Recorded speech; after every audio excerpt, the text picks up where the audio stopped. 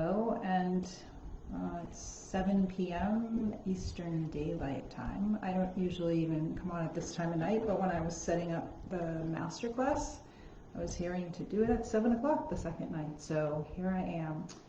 Just gonna check in and see. Oh, there I am. So I'm gonna watch in case yesterday I did not see comments until a little bit after, and then I accidentally erased my first video, so I did a second one, which got cut off a little bit at the end. But anyways, that was yesterday. That is the past. Today we're starting today. So today feels like a really long, expansive day. It feels like time expanded today for some reason. I don't know. And I got up, the usual time, went for a nice walk, did some journaling, met up with a friend, and then connected with someone else today, did some reading, some painting, made some mung bean soup, and now here I am. It just feels like this beautiful, flowy day. But it's gotten super muggy here, so I've had a long sleeve shirt on all day, and I'm like, oh, I need to change into short sleeves and turn my fan on. So, welcome.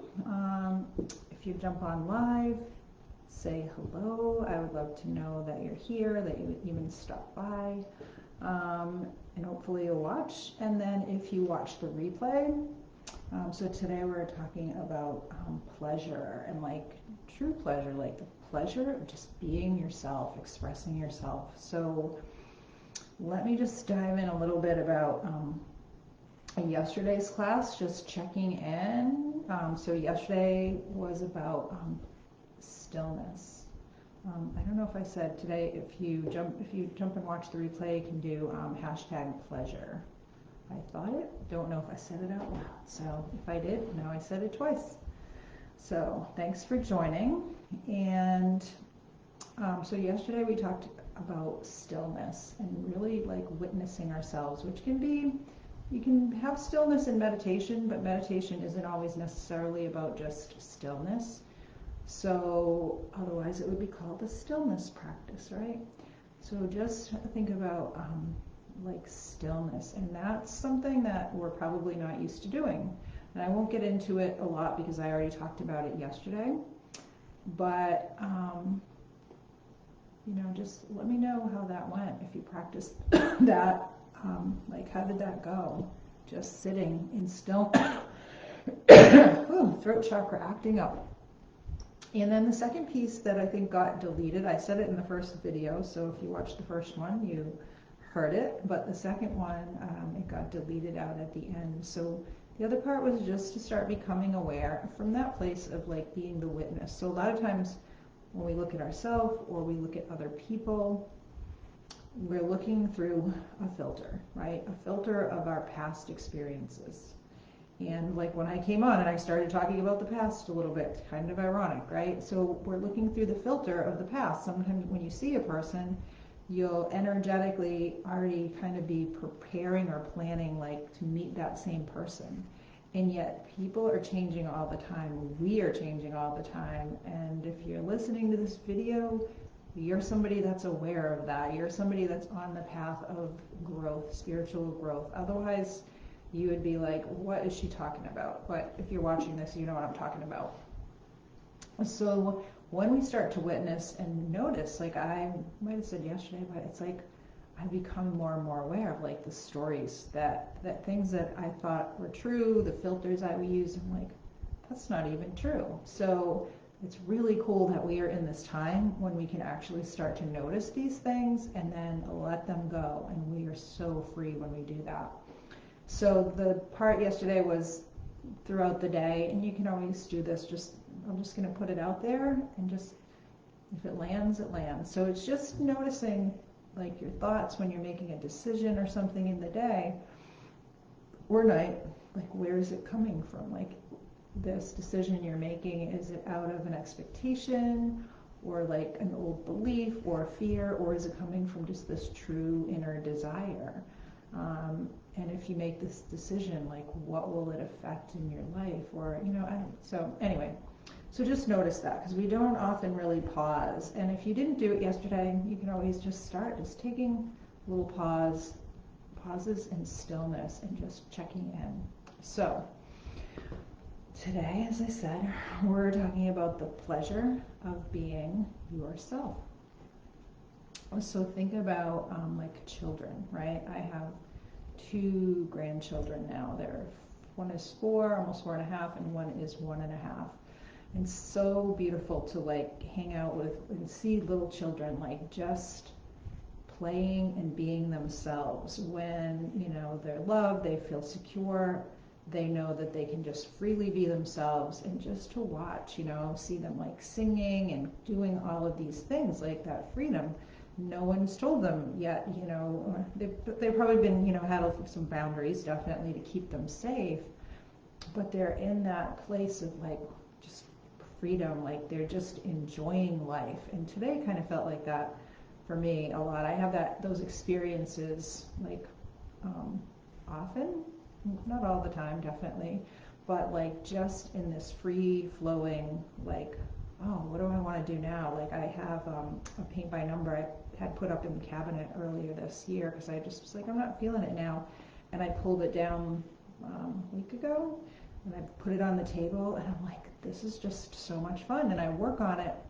And then when it doesn't feel fun, I get up and go do something else. It's like a couple of years ago, I started doing this series about something like things that my inner child says. And one was, I go play and do something for as long as it feels fun, and when it stops being fun, I go do something else, right? And that's what kids do.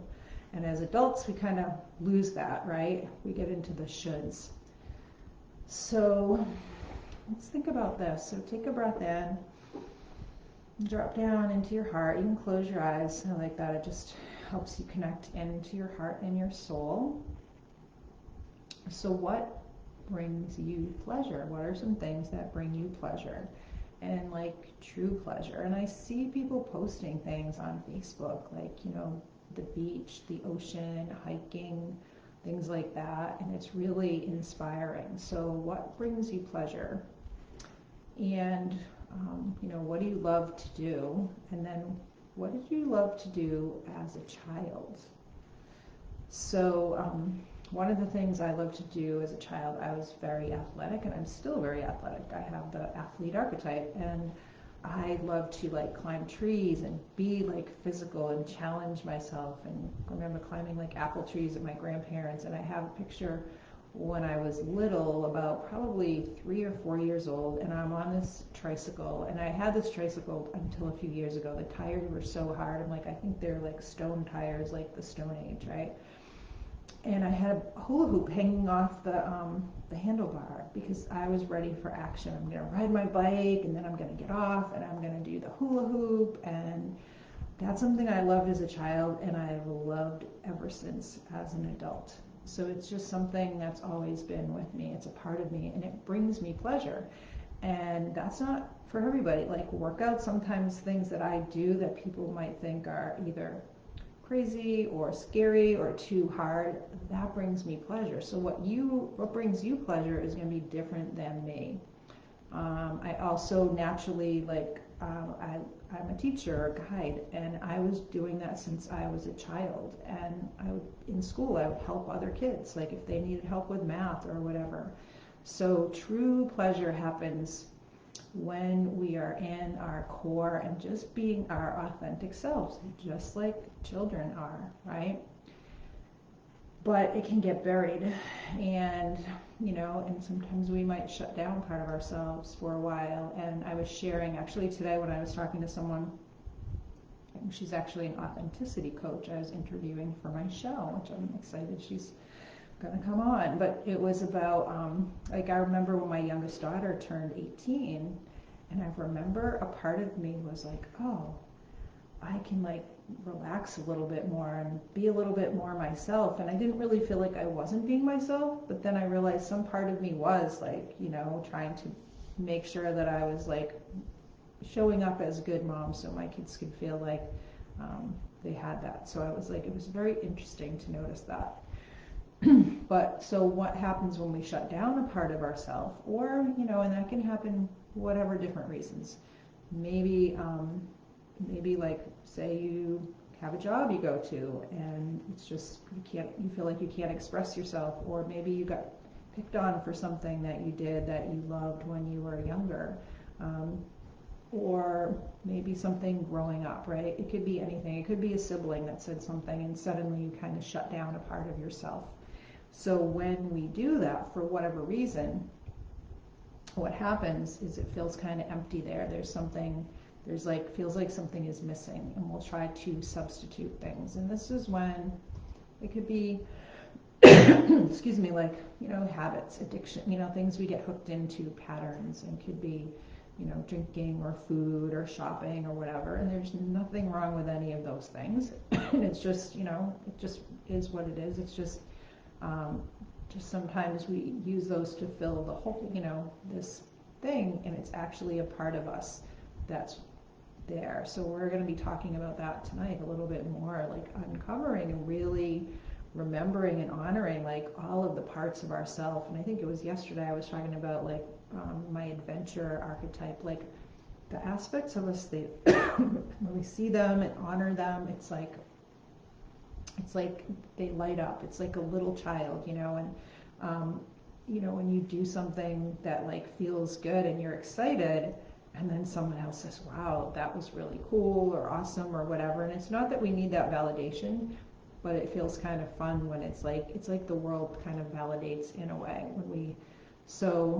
but when we're not being ourselves for some reason, part of ourselves, it's like this will tend towards excuse me, negative pleasures or like false aliveness. So think about like what parts of yourself that you show others and share with others naturally, and then are there other parts you reserve only for close friends or maybe certain friends? And just start to become aware of where you might be showing up a little differently than other places. Like, where are you putting on a smile per se?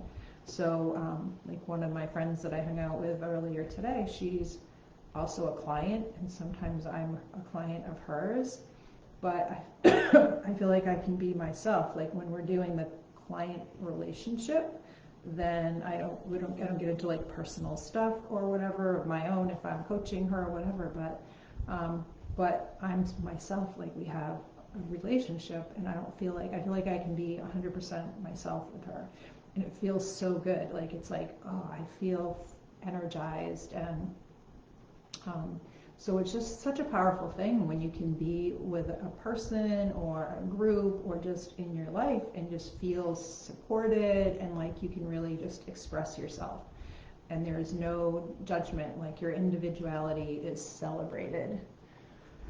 So oh, sorry.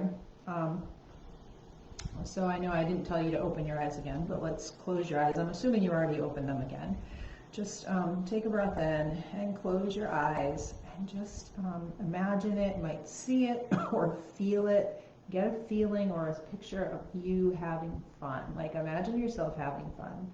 Like when I do it, I close my eyes, I usually see myself dancing or maybe doing some kind of crazy gymnastic thing or whatever.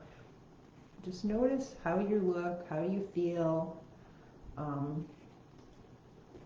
When you're just fully embracing yourself. So I love to dance, and I would dance since I was young, and that was one of the things. Even when I would go out to a club or something like that, I would even be like one of the first people on the dance floor. I just love it so much. And I don't dance as much these days, at least out. I don't go to clubs too much. First of all, the music doesn't start till late, and I get tired. But like when I dance at home, I have really one song, my favorite, Chaya Chaya, and I'll put it on, and I love to like dance in the mirror, and it just feels so much fun. So, when we can really just fully embrace ourselves, right? When we're just able to like be ourselves, and it's like it feels like it awakens this aliveness and this energy that infuses everything that we do. And as I said, there's parts of ourselves sometimes that we might have put away because it wasn't convenient or appropriate or whatever it was. But the truth is, we're meant to be all of ourselves. And if we put some parts of our way, we put them away for probably a really good reason at the time. But if we want to be, even more like, so many people now are like, I want to feel like I'm living more authentic and on my path and on my purpose. And every single piece of you is part of that purpose. So I have my first life coach was also, she had been an exotic dancer, and that was part of how she like survived after her divorce and helped her, paid for her to go to life coaching school. And was a great life coach, and she also now works with like sacred sexuality, but she's got like this quality of goddess, but also these quality of like her child, this eternal child, like this innocent quality and this safety. And it's like all of these parts of her come together so perfectly for the work that she was really born to do in the world. So I talked to someone a couple of years ago, and she had a beautiful business, and she was looking to expand. She had a good plan. She was a hard worker. She had, a relationship, but she was feeling burned out. She was feeling really kind of burnt out, and she didn't understand why. And so we talked for a little while, and as we were talking, I uncovered that she had the free spirit archetype. And as soon as, so I work with energy, like I'm an energy healer, energy, guide, whatever you want to call it. So I notice energy, and I can see when people's energy shifts.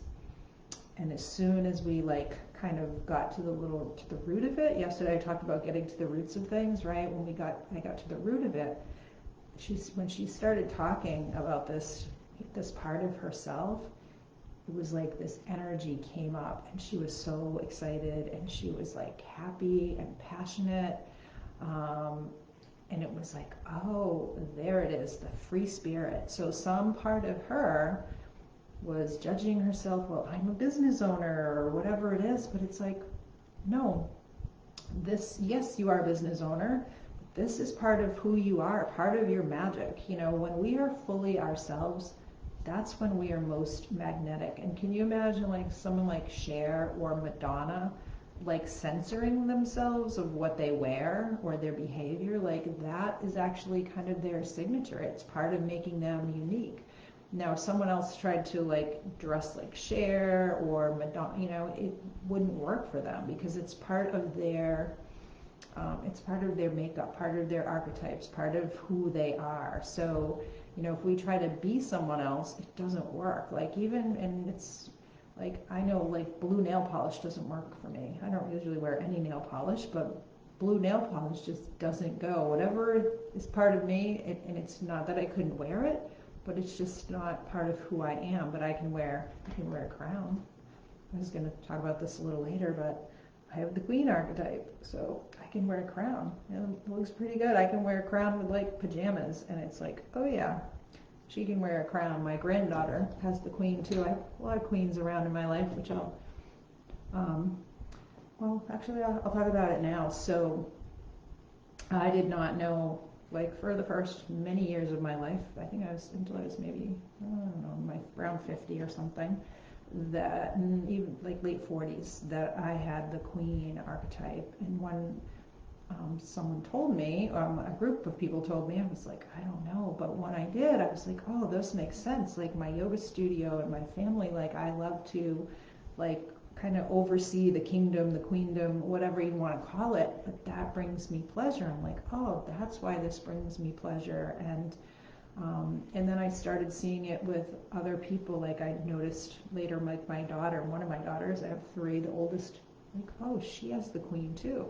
And I could like really see that and accept it. And my granddaughter, I could see like when we pull her in the little wagon, like she was just like the queen, and she had a little crown when she was younger for whatever, like a birthday party, and you could just see like she knew how to wear it.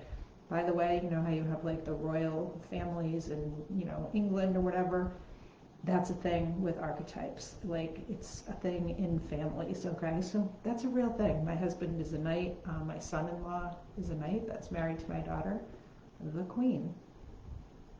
So it's really fun, like you know, because we kind of, like I said, I think I said yesterday, like, you know, we have ideas of maybe certain things that we do and that we love and are maybe a part of like our purpose or part of our tools, I guess you'll say, for our purpose in life, right? And they're things that we love, that bring us joy, that make us happy, that might not make other people happy, and that's okay. They're not meant to. So I think it was last year I was teaching a class with some people in it, and one of them, I realized she had the beggar archetype. And she was kind of like looked at me really funny and like, what? Like, because that doesn't really sound like an archetype you would want, right? It's like the beggar archetype. I don't want that one. But she is amazing at fundraising. Like, she's collected like bras for breast cancer and donations for like scholarships, and she had she's done some shows, and she's like asked people to be on her shows. She's so good at asking for things, and that's the light side of begging. Of course, you know, there's the shadow side too. And once she kind of realized and understood this, that this was actually one of her gifts, even if it came under a name that sounded really strange, it was like, oh my God, that makes so much sense. And no wonder I love doing this. Like, this gives me pleasure because I'm meant to do it. And that's the other side too, is there's stuff that we don't really like to do. And I remember when I went to energy medicine school, you know, we worked with archetypes and chakras and energy and all kinds of things. And one of the things we would joke around, we'd say, I don't have the chakra for that. So it's really freeing to know and understand the things that, you know, oh, that doesn't really like bring me pleasure, and to kind of really understand it. And it helps us understand other people as well, like, because everyone is different. Like, I love, now that I see things more and more around this kind of stuff, it's so cool to like really look and see and go, oh yeah, that's just that shadow of that or whatever. So actually that reminds me, I had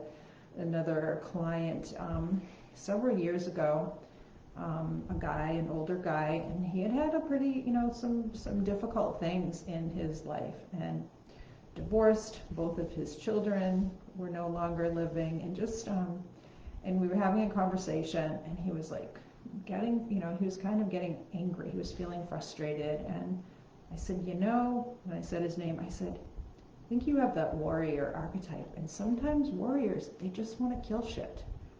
And it was like, oh, okay. So it was like, oh, now I understand. So, you know, like a warrior might get pleasure from like this, you know, it can be the shadow too, but we can get pleasure from the shadow if we know we're in the shadow and we're deliberately, like we can. I mean, there's negative pleasure, as I said, but anyway, so let me know, like, when you watch this, like, is this resonating? Like, what is coming up for you? Like, just, you know, the more and more that we're being ourselves to, like, the world reflects that back. If you ever had a conversation with people that's just kind of surface, is very different than when you like share something authentically with someone and then they start sharing back with you. It's just a direct reflection, and I love those like deeper relationships, and probably part of it, I'm more introvert, but I just love that, you know, those beautiful authentic conversations. And you know, these are the parts of us that give us pleasure. And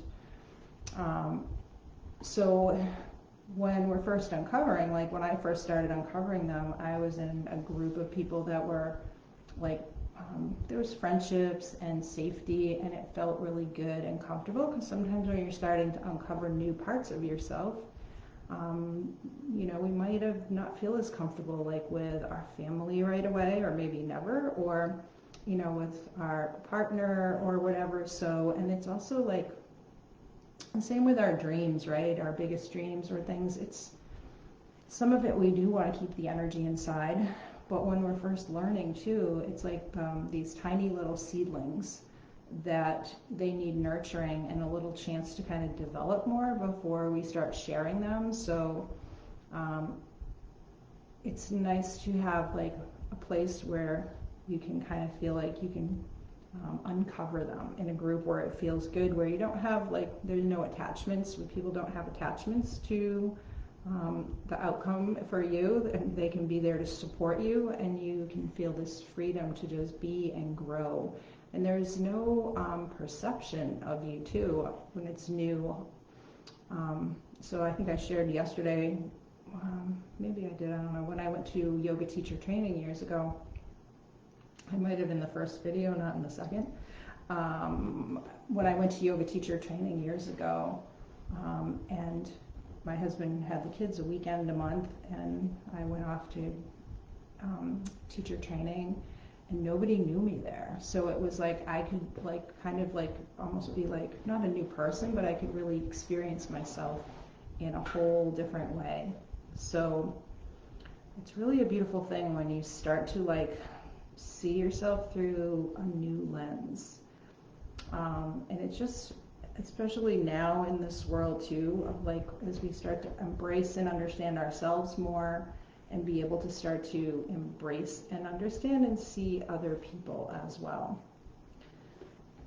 So, homework. Just something for reflection here. So, what is trying to come to life within you? What is wanting to be seen within you? And then what part is not serving you anymore, that's time to like kind of die off and let go?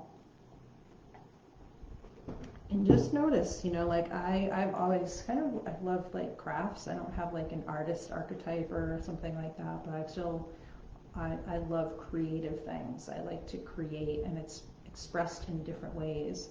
And so it felt really good for me to like pull out the painting and just start to play in that way. It just felt like a good expression. So I'd love sharing with this with you. Let me know how it goes. Let me know what comes up for you. And it's so freeing when you start shedding things that aren't serving you, and then start really seeing and embracing more and more of yourself. So this is some of what a lot of what we're going to be doing inside my new course, Alive.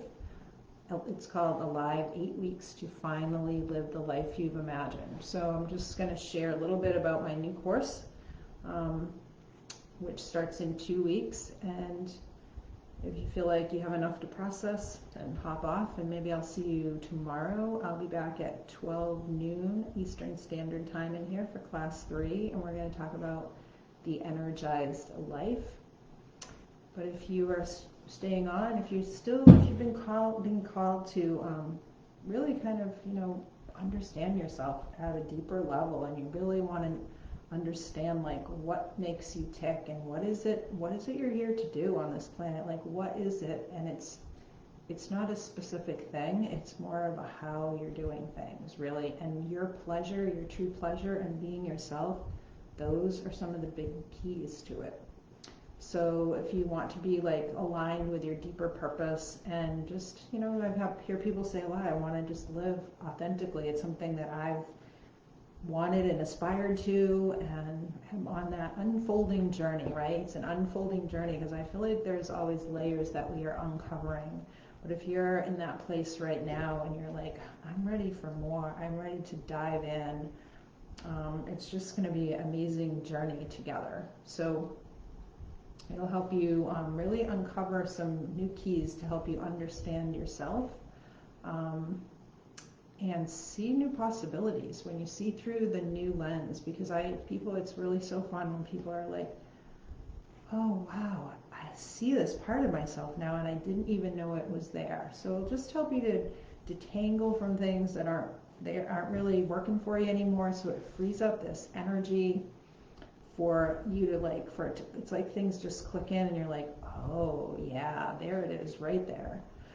So once you see it, you can't not see it. So it's really remembering and reconnecting you to the things that you love, and, you know, being the powerful badass that you're here to be, your brilliance. So, and we're going to have a really beautiful container of a group of beautiful people, I've had mostly women, but maybe men and women, both, all are invited, and it's just gold. And I have this awesome bonus as soon as you register. It's called a Calling Back All of You activation, so you get that right away. And it's a powerful guided meditation activation, which I do those also every week in the group. And it'll help you assist in clearing programs, vows, and beliefs that are no longer serving you, and also connecting you back into the truth of who you are.